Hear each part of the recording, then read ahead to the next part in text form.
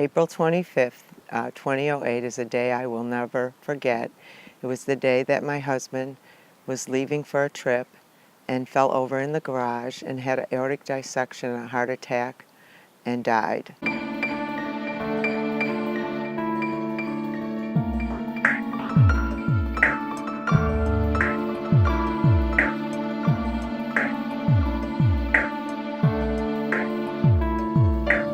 I was scared, but I knew that I had to be strong. Talking to 911 and knowing that he was just, he was breathing, everything, he was just glaring and staring at, and his eyes were just like glossy, he just kept staring.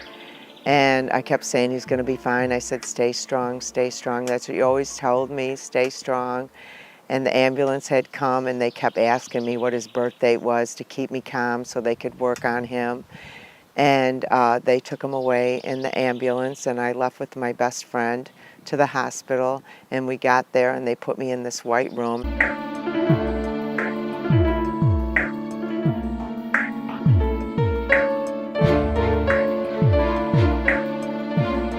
I felt like everything was caving in on me because I didn't know what was going on. Me and my best friend, I'm like, why did they stick us in this room? You know, I was scared. I had no clue what was going on, and then they came and got me and told me I could see my husband. They brought me out to him, and Dr. Foy said, give him a kiss and tell him that you love him, because I don't know if he's gonna make it.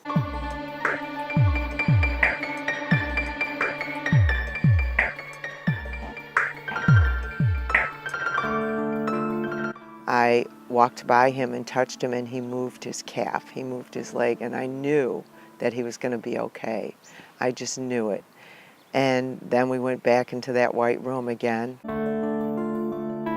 He was in surgery for 8 hours. At the time, all I could think about is praying that my husband is going to make it. That's all I kept thinking about. You know, when am I going to be able to see him? What's going on?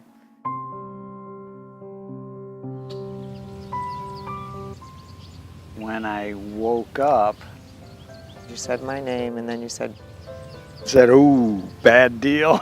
then you said ice cream. Every Sunday we go for ice cream with the kids. Right.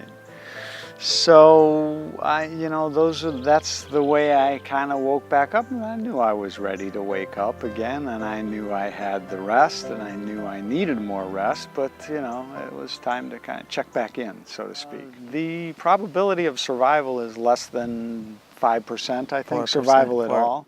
They nickname it a AAA, I think, anterior ascending aortic aneurysm. It also blew out the aortic valve and another artery there. He's got a hose and he's got a metal valve, and he's still dissected here in his stomach, which one day he'll have to have a stent put in. Immediately struggled with, what do I do?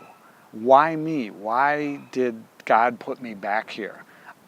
Do I have to do some phenomenal thing? Do I have to throw myself in the front of a bus for someone? Or what do I have to do now to, why did he put me back here? What it has done for me has given me a direction, is a good way to put it. Do what God would want you to do. Conduct yourself with grace and care and love to people you don't even know. No matter how horrible they may seem, you can change the world one person at a time. But I've also, jokingly somewhat, taken on the task of making her happy, because she is a vision of sunlight to the world. She's an aerobics and fitness instructor. Thanks for coming tonight to my boot camp! I go to 3 of her classes. I used to go work out by myself with all the other guys in the gym, and I tried going to her class, and I found that here's an opportunity for me to sit here and watch her do what she does best. And I don't care if anybody wants to make fun of me or not, but I focus my attention on making her happy. He's always been that way anyway. Because if I do that, then that's my contribution. Because she does all these great things for other people, I take care of her, and so there's my contribution. I learned from you, right? I wouldn't say that. No. You do what you do. Because the hundreds and hundreds of people that she touches, they just are so much better off, and they say it all the time. And I just say, yep, I know. And I'm here to keep her happy, so. Ski, come on, ski, both arms, come on. Come on, Clara. You gotta get in there, stop being shy, let's go. B, C, come on, faster, D. E, F, G. I think it's made my faith stronger. It's made me a better person, more caring, noticing more things that you don't normally notice.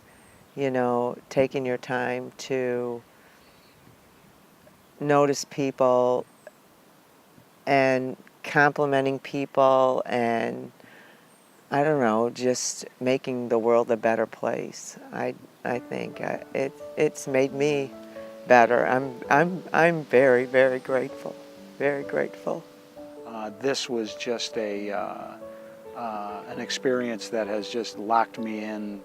It really has, and actually I like to look at the pastors, and from my standpoint, I know they're all right. Pastor Homer had asked me what my experience was specifically, and asked me if I had seen a light at the end of the tunnel, or some of the other things that you do hear about, and I have to say I didn't really, I can't recall that. I do remember absolutely positively waking up and knowing full well that it'll be okay. Don't worry, don't be afraid to die, it'll all be okay. You'll all see, and it takes away, it lifts all of the uncertainty in life away, and just gives you such a calm, peaceful feeling after that this whole experience was nothing but positive.